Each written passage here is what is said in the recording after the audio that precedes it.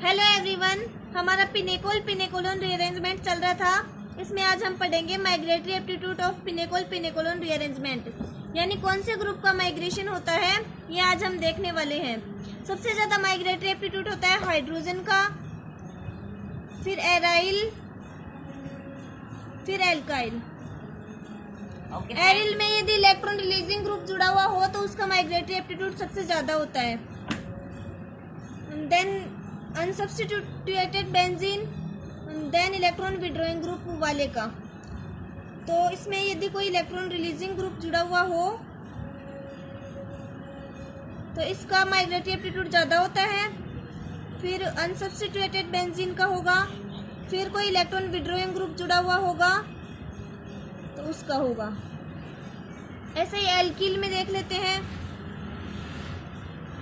Alkyl में सबसे ज़्यादा माइग्रेटरी एप्टीट्यूड होता है 3 डिग्री एल्किल का, देन 2 डिग्री एल्किल का, देन 1 डिग्री एल्किल का। ये माइग्रेटरी एप्टीट्यूड होते हैं। देन मेथिल का।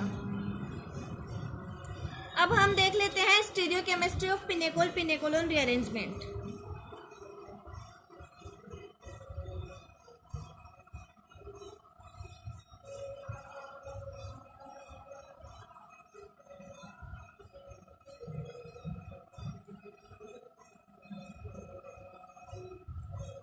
यहाँ पे मेथिल ग्रुप, यहाँ पे OH, यहाँ पे मेथिल ग्रुप, यहाँ पे OH। ये मेथिल ग्रुप अपसाइड है, इसमें मेथिल ग्रुप अपसाइड है, तो ये दोनों अप साइड है, तो ये दोनों एक दूसरे के सिस पोजीशन पर हैं, तो ये होगा सिस कंपाउंड। सिस कंपाउंड की रिएक्शन हम पिनेकोलोन रीअरेंजमेंट करवाते हैं तो रीअरेंजमेंट इजीली हो जाता है।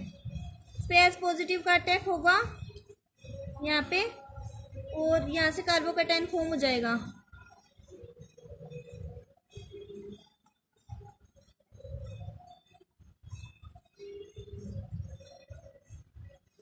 यहाँ पे कार्बोकैटायन फॉर्म हो जाएगा। यहाँ से H2 मॉलिक्यूल निकलने के बाद कार्बोकैटायन फॉर्म होने के बाद ये वाला मिथाइल शिफ्टिंग होगी यहाँ पे, तो ये एक दूसरे के एंटी पोजीशन पर है, तो यहाँ पे मिथाइल शिफ्टिंग भी इजीली हो जाएगी, क्योंकि इसमें नीचे बॉन्डिंग ऑर्बिटल होता है, ऊपर एंटी बॉन्डिंग ऑर्बिटल होता है, तो एंटी बॉन्डिंग में इजीली इलेक्ट्रॉन्स की शिफ्टिंग हो जाती है।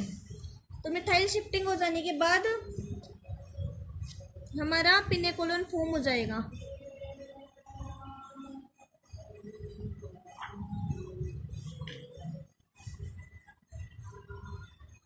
ये मिथाइल शिफ्ट हो गए और ये प्रोडक्ट फॉर्म हो गया पिनेकोलोन। पिनेकोल से पिनेकोलोन इजीली फॉर्म हो जाता है यदि सिस कंपाउंड है तो, और यदि ट्रांस कंपाउंड है तो हम देख लेते हैं ट्रांस में क्या होगा।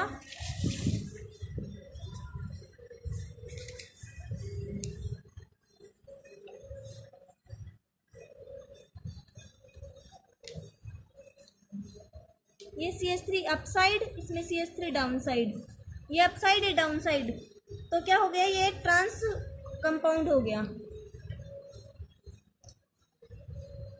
अब पहली बात तो ट्रांस कंपाउंड में प्रोटोनेशन की पॉसिबिलिटी इजीली नहीं होती, क्योंकि H2 मॉलिक्यूल का एलिमिनेशन इक्वेटोरियल पोजीशन से इजीली नहीं हो पाता, और यदि हो भी जाता है तो यहाँ पे माइग्रेशन, मिथाइल का माइग्रेशन की पॉसिबिलिटी नहीं है। तो हम देख लेते हैं H2 यदि यहाँ से माइग्रेट होता है, H2 एलिमिनेट होता है, तो यहाँ से कार्बोकैटायन फॉर्म हो जाता है।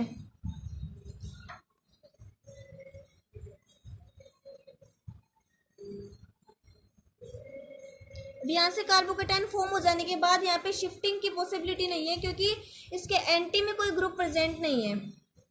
तो यहाँ पे क्या होगा, इस बॉन्ड की शिफ्टिंग होगी और रिंग कॉन्ट्रैक्शन होगा। तो रिंग कॉन्ट्रैक्शन हम इस तरह से देखते हैं, नंबरिंग दे देते हैं कार्बन्स को 1 2 3 4 5 6। तो 1 6 वाला बॉन्ड है ना, शिफ्ट होगा 2 नंबर वाले पे, तो ये 5 मेंबर्ड रिंग बन जाएगी कॉन्ट्रैक्ट होकर। तो इसको इस तरह से बना लेते हैं।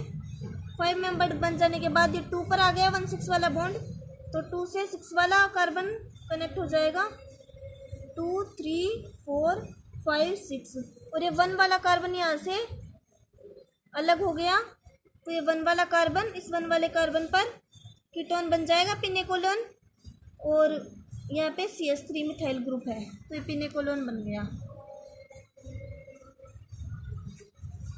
जैसा कि आपने देखा कि सिस वाले में रीअरेंजमेंट इजीली हो जाता है और ट्रांस वाले में रिंग कॉन्ट्रैक्शन होता है। तो ये स्टीरियो केमिस्ट्री होती है पिनेकोल पिनेकोलोन रीअरेंजमेंट की। Thank you.